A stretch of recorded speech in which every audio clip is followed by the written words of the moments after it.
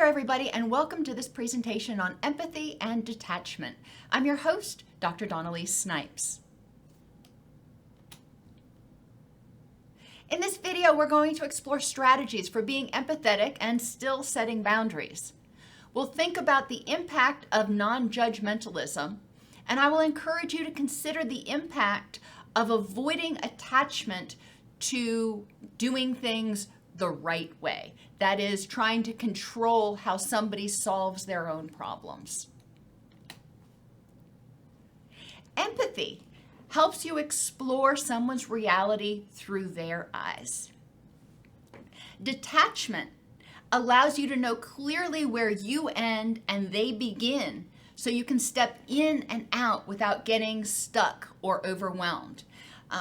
When I'm working with beginning counselors, we talk about this in reference to during session, stepping in and being able to empathize, but after session, being able to step out and regroup so they are not continuing to be stuck in that place with the client even after the session is over. It's also important to be able to exercise empathy and detachment during an intense moment and then out to process what's being said. So if you're talking to somebody who's grieving or struggling with something, being able to be empathetic with them in the moment, being able to sit with them while they're experiencing their distress, but then being able to step out so you're more like the fly on the wall that can help them process what they are thinking and feeling. I had a mentor when I was in graduate school that made this analogy, and I've used it multiple times in teaching to help people understand the difference between empathy and sympathy. Empathy is like if you have a person who is stuck in the bottom of a cold, dark well. It's wet, it's damp, they're freezing, they're hungry. Empathy is if you strap on rappelling gear and you go down there with them. Now, because of that rappelling gear, you can still get back out when you're ready to. You can step in and out. So you're detached. You're not going down there and getting stuck with them. But you are able to more fully experience what they're going through because you've stepped into that situation with them. Sympathy, on the other hand, is standing at the top of the well and looking down and going, golly, must be really cold and wet and dark down there. There's a difference. There's a qualitative difference between being an outsider looking in and describing what you see versus being an insider where you are experiencing it with the person. We can be empathetic and we can be somewhat detached, but it's also important to be non-judgmental. When we are non-judgmental, we are recognizing that the person is doing the best they can with the tools they have at this point in time. I encourage clinicians, but anybody, if they are getting ready to interact with someone else, especially someone else who might be challenging or struggling in some way, but anybody, it can be helpful to repeat to yourself, may you be happy, well, safe, and at peace. Repeating that to yourself before you engage with someone helps you get in a mindset recognizing that everybody deserves to be safe, well, and at peace. So when you are interacting with them, you can have more compassion as opposed to being more judgmental and shoulding them. You should do this, you should do that, you should feel this way. We are accepting how they feel in the moment and hoping, wishing for them safety, wellness, and peace. We want to increase our awareness and before and after sessions, examine and confront our automatic thoughts. And this can be really helpful for counselors at all levels, because even seasoned counselors, we can get a little bit lazy sometimes. It's important for us to regularly check ourselves and increase our awareness of our automatic thoughts. So before we go into session, what thoughts were you having about working with that client? Before you went into the meeting, if you're not a counselor, what thoughts were you having about that meeting? During the session and after the session, what automatic thoughts were you having? And a lot of times our automatic thoughts tend to be relatively judgmental. And it's important for us to be aware of those so we can restructure them. We may have a lot of thoughts going into, during, or after a meeting or a session that revolve around shoulds. You shouldn't, or you should do these things. So we want to restructure that and ask ourselves, what are 3 reasons why the person didn't do what we think they should have or couldn't do it? And this is a very trauma-informed approach. Instead of judging what they did or didn't do as wrong, we want to look at, why did they do it? In what ways might this make sense because they didn't have other options or they didn't have other skills that they needed? What are 3 reasons why the person didn't or couldn't? In what ways do the person's thoughts, feelings, and behaviors make sense from a survival or a skills and knowledge point of view? Some behaviors, like addiction, for example, from an objective point of view, somebody who doesn't get it may look at it and go, well, why do you keep doing this? Because you know it's going to cause you harm. But from a survival standpoint, sometimes exploring, what does this behavior mean? What is this behavior communicating about the person's desire to survive? It's a creative way of surviving distress in the moment when you don't have other skills or supports to address the situation. So that tells me the person wants to survive in some way, and that's awesome. What's it telling me about their skills? It's telling me that they probably don't have other skills that are effective, and we may need to look at doing that. So instead of judging them for engaging in a behavior that seems counterproductive, examining that behavior and exploring how it makes sense, exploring reasons why the person engaged in that behavior. I encourage people, whether you are a supervisor or a counselor or a teacher or a parent, to evaluate your rapport and effectiveness with the people that you interact with. And look at the people that you interact with non-judgmentally. And how is your rapport and effectiveness at working with them? And then switch over, and the people that you interact with judgmentally, the people that you are regularly either telling them outwardly you should or shouldn't and judging what they do, criticizing, or just in your head criticizing what they do. What's your rapport with them like? My guess is you'll find that your rapport and effectiveness is very different between the 2 groups.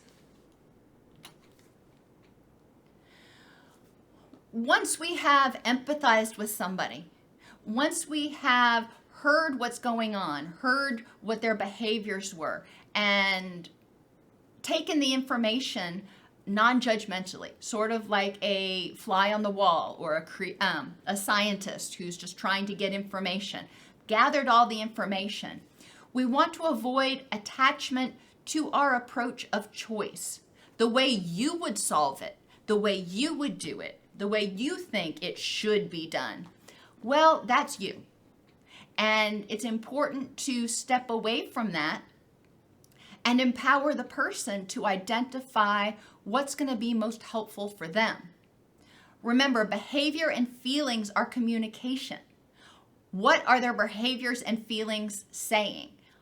Is it saying, I feel unsafe, I need tools, I'm confused, I need to be validated? What is this behavior saying? If you're working with somebody who starts calling in sick a lot from work or no showing for their appointments, what is that behavior saying? And what is the next best response to be empathetic to and supportive of them and their needs? What is keeping them from feeling empowered or safe? You know, if we're dealing with somebody who's in distress, if we're dealing with someone in a situation where they may be engaging in behaviors that are not necessarily the most helpful for them, what's keeping them from feeling empowered and safe enough to make the changes that they need or communicate what they need? And that could mean that, guess what, they don't have the skills, the assertiveness skills to be able to communicate that, or even the emotional awareness to be able to identify what's going on inside them. Which brings us to, what do they need to feel empowered and safe? If they are engaging in self-destructive behaviors, if they are feeling depressed or anxious, we need to ask, what is keeping them stuck here? And what do they need to help them feel empowered and safe, which is the first step toward happiness. What stage of readiness for change are they in? And it's important to recognize that if you're working with somebody who has social anxiety, for example, they may not be ready to just jump in and start doing all of these techniques. And there are a lot of reasons for that. But the trans-theoretical model of change has phases that people go through. In pre-contemplation, they're not willing to change. They may not be willing because they don't understand there's a problem. They may not be willing because they're afraid they're going to fail. Or they may not be willing because they're overwhelmed by the prospect of everything they've got to do in order to change. So if they're in pre-contemplation, if they're not doing their homework assignments, if they're not getting their work done like they're supposed to, why is that? Is it because they don't have the skills to do it? Is it because they're afraid of failure? What is it that behavior is communicating? And how can we address that so they feel safe and empowered? They feel like they have the ability to move forward. Contemplation is when people start recognizing that, yeah, there may be a problem here, but I still have no idea what to do. And in contemplation, we want to encourage people.